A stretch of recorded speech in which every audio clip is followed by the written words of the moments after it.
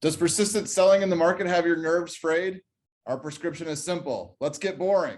We share our current views of how to cope in this week's Jarvis Update.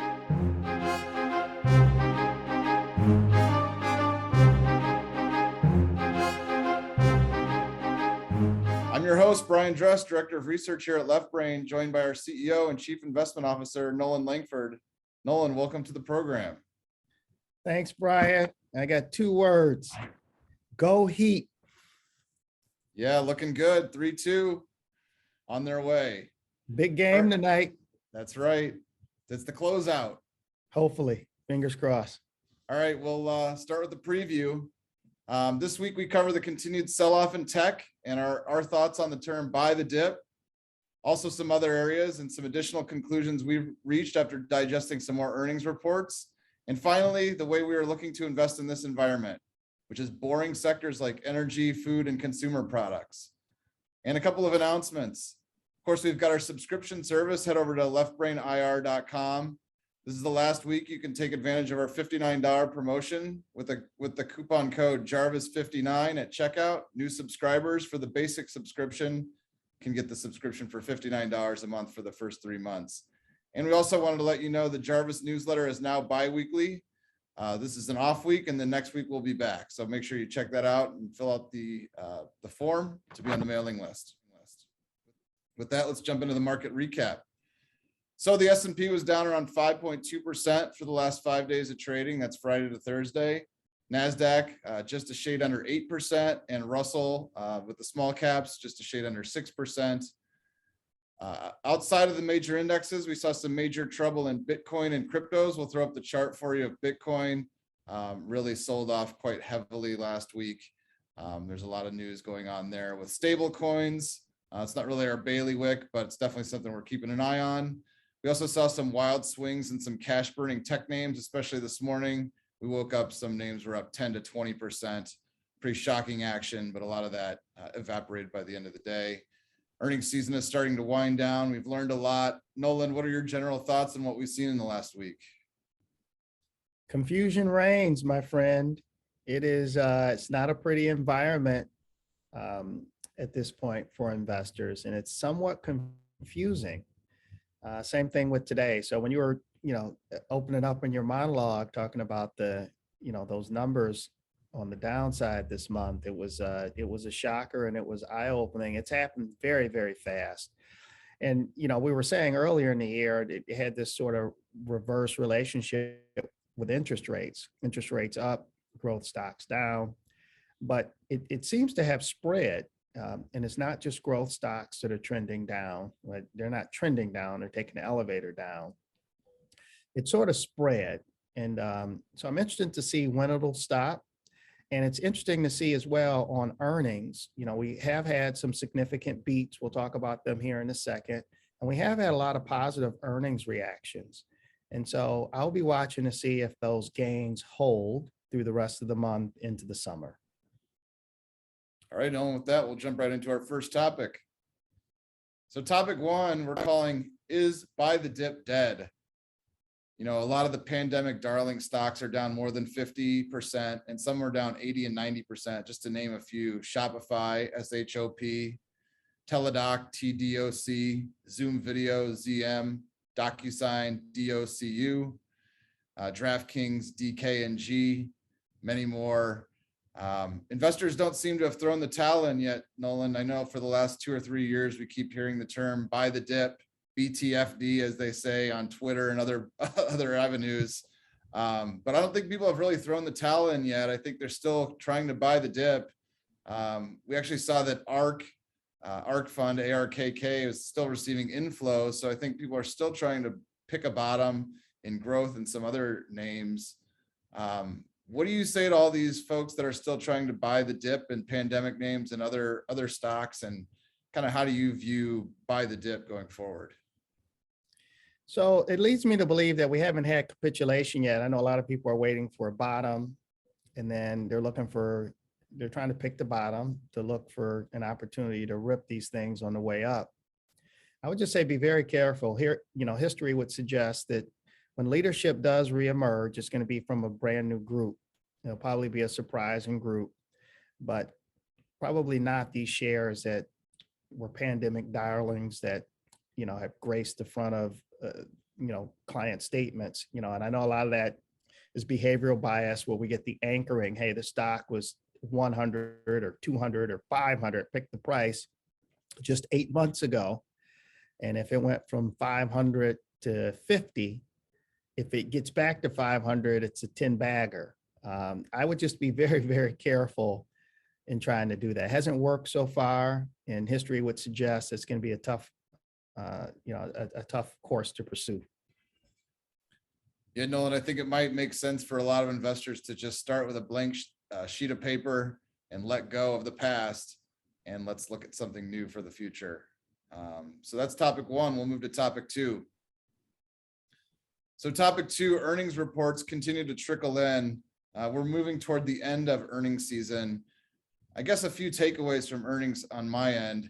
Acceleration in fundamentals has definitely cooled in a lot of areas. There are pockets of strength here and there, but for the most part, a lot of companies have not necessarily contracted, but certainly growth has slowed.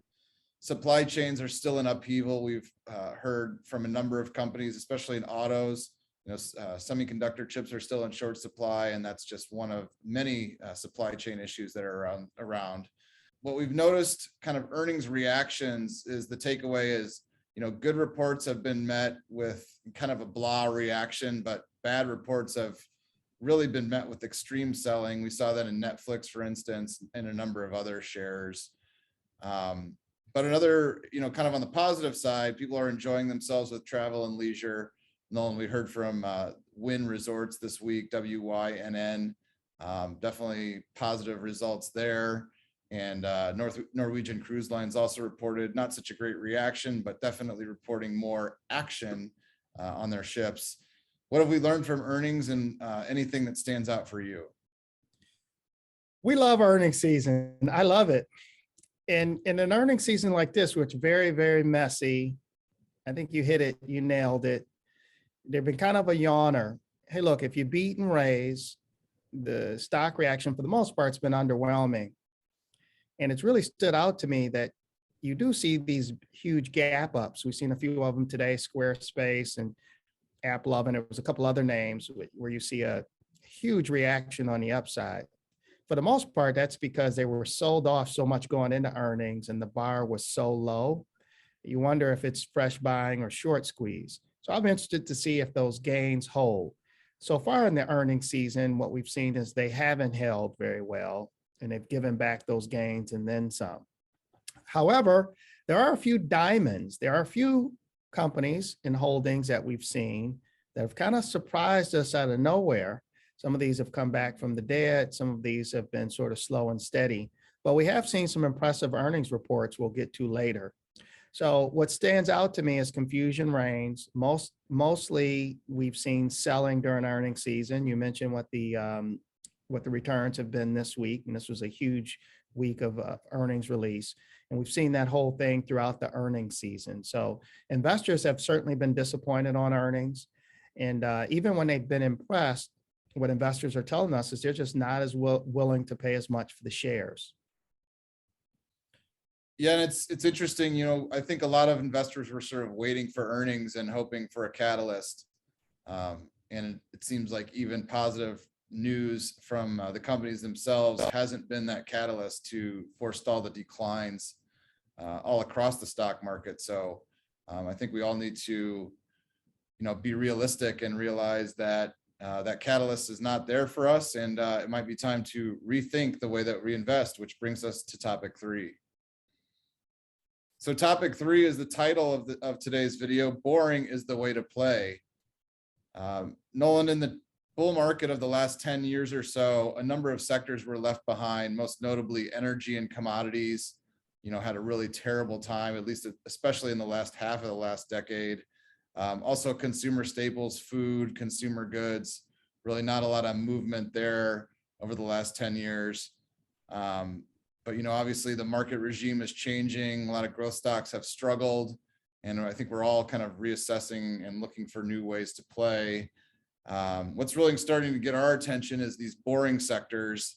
And what they tend to have in common is strong cash flows, pricing power, ability to raise their prices even though inflation is raising costs. And then of course, dividends. And I wrote down a couple of examples that we can throw out for people and take a look at the charts. You got Kraft Heinz, KHC, which we mentioned a couple of weeks ago, Kroger, KR, the grocery chain, Clorox, CLX, and you've got one of our favorite stocks over the last 6 months, Exxon, XOM. Noland, what's exciting you about boring?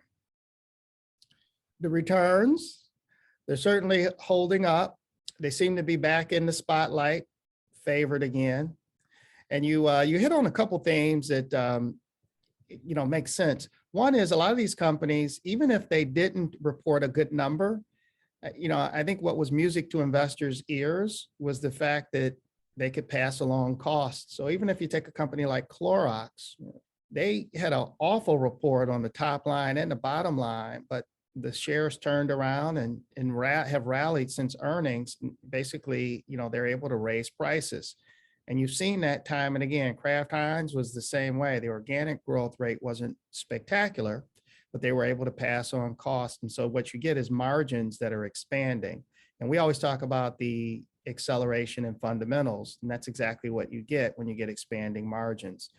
The other thing that take away for me is the consumer. We keep coming back to the consumer. And you just mentioned earlier, Norwegian cruise lines and Wynn. And you have travel stocks that are saying their order books are full. People are coming out in droves, but the stocks are not performing. So what gives? I think the market's having this read through that, hey, if all of these stocks or these companies are passing through higher costs, energy costs are up for consumers, mortgage prices are up for consumers, inflation in general is up for consumers. The market, the read through is the consumer is either A, not going to have as much money to spend on discretionary purchases at restaurants or whatever, or if they do have it, they're just not going to be willing to do it because of the wealth effect that they feel from just the general economic environment in a downturn.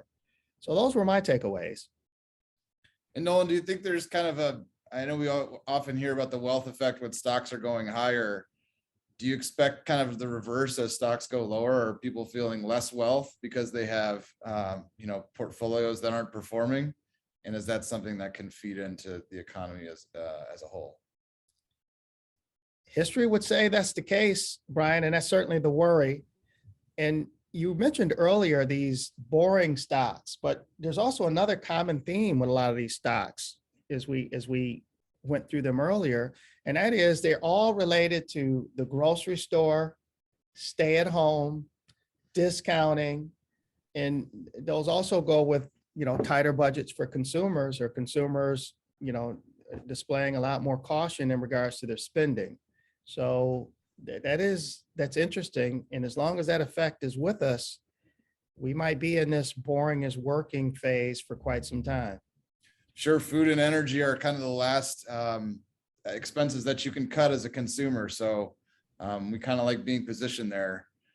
Seems like the safest place for now. So with that, we'll ask you to please like, share, and subscribe to the video if you enjoyed the content. And please leave a comment below. We'd love to hear from you and speak with you. Also, Noland, how can they get in touch with us if they want to learn more about how to position their portfolio? Yeah, go to leftbrainir.com and hit us up there and click the button for free portfolio review. And we'd love to talk to you. Excellent, Noland. Well, hopefully we can all enjoy the NBA this week. A wonderful diversion from not such a great week in the markets, but yeah, go Heat. Don't forget, the NFL schedules were just released as well, so we have that to look forward to. Oh, I'm looking forward to the Chiefs. You know that. All right, thanks everyone. We'll see you again next week.